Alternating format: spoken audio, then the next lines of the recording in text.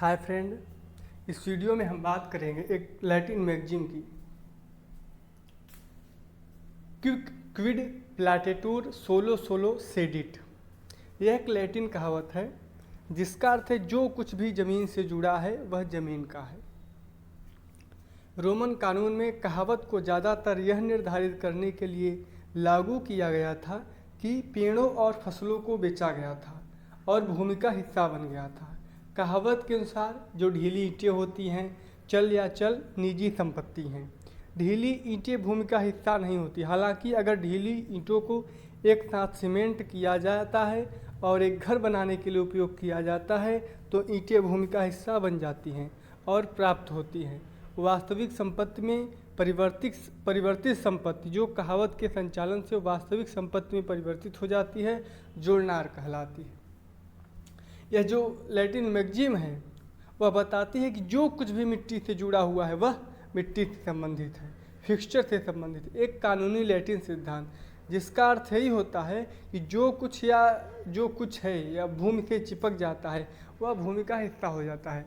जैसे कि भूमि पर अगर घर बन गया तो वह क्या भूमि का हिस्सा ही माना जाएगा।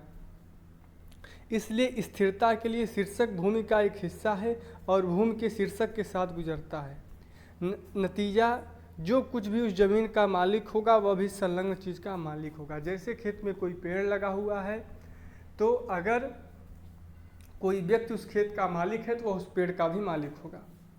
इस प्रकार निम्नलिखित क्विड प्लाटूर सोलो सोलो सेडिट यह जो मैगजीम है वह चल या निजी संपत्ति और भूमि का हिस्सा नहीं बनते, चाहे उनका ढेर कितना भी हो। इसका ये कहना है कि जो चल संपत्तियां हैं वह संपत्ति का हिस्सा नहीं बन सकती, चाहे उनका कितना भी ढेर क्यों न लगा दिया जाए। लेकिन अगर उनका घर बना दिया जाता है तो वह संपत्ति का हिस्सा मान ली जाती है। यह महत्वपूर्ण होता है आवासीय किराएदारी कानूनी में। जैसे कि एक किराएदार द्वारा अपने मालिक के घर में जहाँ वह रह रहा है अगर उस घर में कुछ वृद्धि कर देता है, घर से जैसे घर बना हुआ है तो उसमें कुछ दीवार जुड़वा देता है, तो जाते वक्त ये नहीं कह सकता कि दीवार मैंने जुड़वाई थी मैं इसको ले जाऊंगा या तुड़वा दूंगा। वो ऐसा नहीं कर सकता। क्यों?